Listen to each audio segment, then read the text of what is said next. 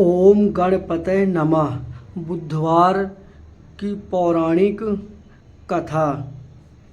साथ ही आप सब सुनेंगे धन समृद्धि प्रदान करने वाले, बरकत देने वाली अन्नपूर्णा माता की कथा। तो आप सभी से निवेदन है कि आप इन कथाओं को श्रद्धा और भक्ति के साथ पूरा अवश्य सुने।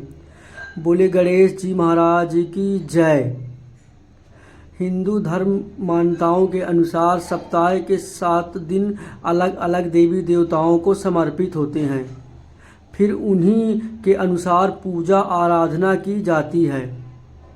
बुधवार का दिन सभी देवी देवताओं में सबसे पहले पूजे जाने वाले भगवान श्री गणेश को समर्पित होता है।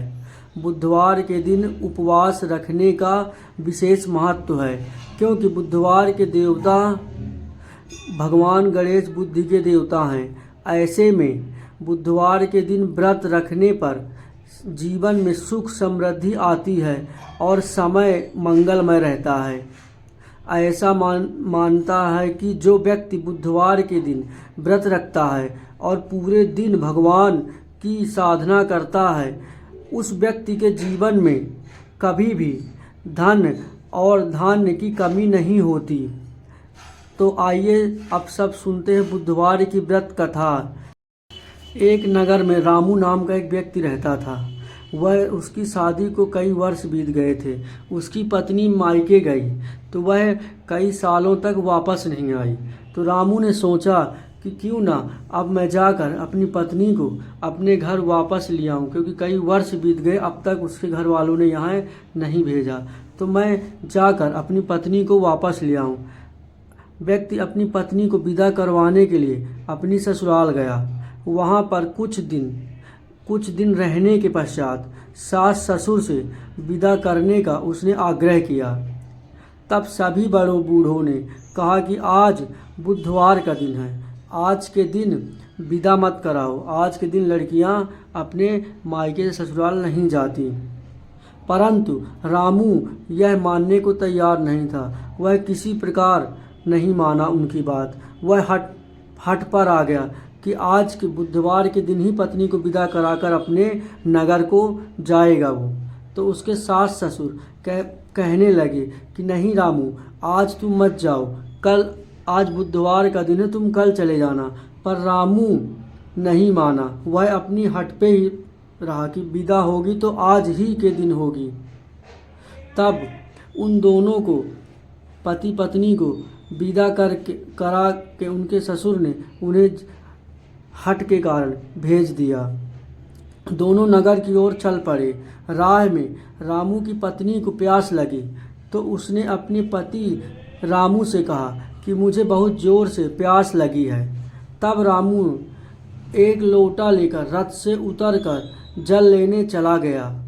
जैसे ही वह वहाँ से वापस आ रहा पानी लेकर, रामू उसने देखा कि उसकी पत्नी के पास निकट आया तो वह देखकर आश्चर्यचकित रह गया रामू कि ठीक उसी की तरह सूरत का वैसी ही वेशभूषा में एक व्यक्ति उसकी पत्नी के पास रथ में बैठा हुआ है।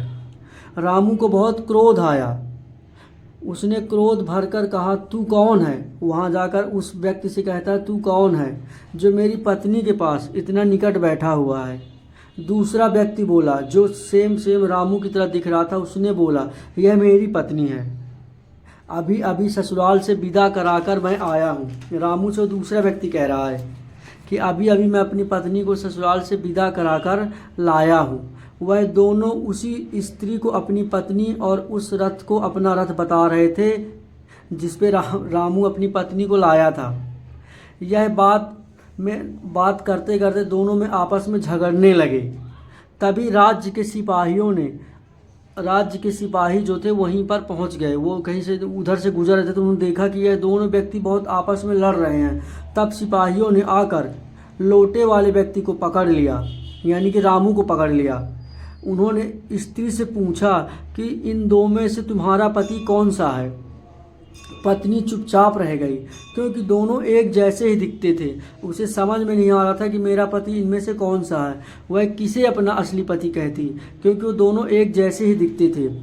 वह व्यक्ति जो दूसरा व्यक्ति था ईश्वर से वह व्यक्ति तो जानता था कि मैं नहीं हूँ, पर वह कुछ कह नहीं रहा था। तभी रामू ने अपने मन ही मन ईश्वर से प्रार्थना करता हुआ बोला, हे परमेश्वर, यह क्या लीला है आपकी। सच्चा झूठा बन रहा है और झूठा सच्चा बन रहा है, यानी कि जो झूठा है वो सच्चा बन रहा है और मैं सच्चा हूँ तो मैं झूठा बन रहा हूँ।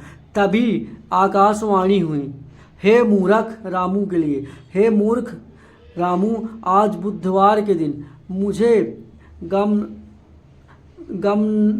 तुझे गमन यानी कि तुझे गमन नहीं करना था। आज बुधवार के दिन तुझे वहाँ से अपनी पत्नी को लिवा के नहीं लाना था। तूने किसी की बात नहीं मानी, अपने सास ससुर ने तेरे मना किया फिर भी तू नहीं माना, तूने किसी की बात नहीं मानी। यह सब लीला बुद्धदेव भगवान की थे, यह सब लीला बुद्धदेव भगवान की है। उस व्यक्ति ने मन ही मन रामू ने मन ही मन फिर जब आकाशवाणी हुई तब रामू ने मन ही मन बुद्धदेव से प्रार्थना की और अपनी गलती के लिए क्षमा मांगी। तभी रथ में बैठे दूसरे जो बुद्धदेव भगवान जो रामू का भेष बनाकर बैठे थे रथ में, वो अंतर ध्यान हो गए, वहाँ से गायब हो गए। तब पश्चात वह रामू अपनी पत्नी को लेकर घर आया। तभी जब वह व्यक्ति गायब हो गया तब रामू समझ गया कि ये बुद्धदेव की ही सारी लीला है। तब पश्चात रामू अपनी पत्नी को लेकर घर आया। तब बुद्धदेव का व्रत वह दोनों पति पत्नी नियम पूर्वक करने लगे। वह समझ गए कि बुद्धदेव भगवान ने ही यह लीला रचाई है। तब से वह बुधवार के दिन दोनों पति पत्नी नियमित रूप से व्रत करने लगे।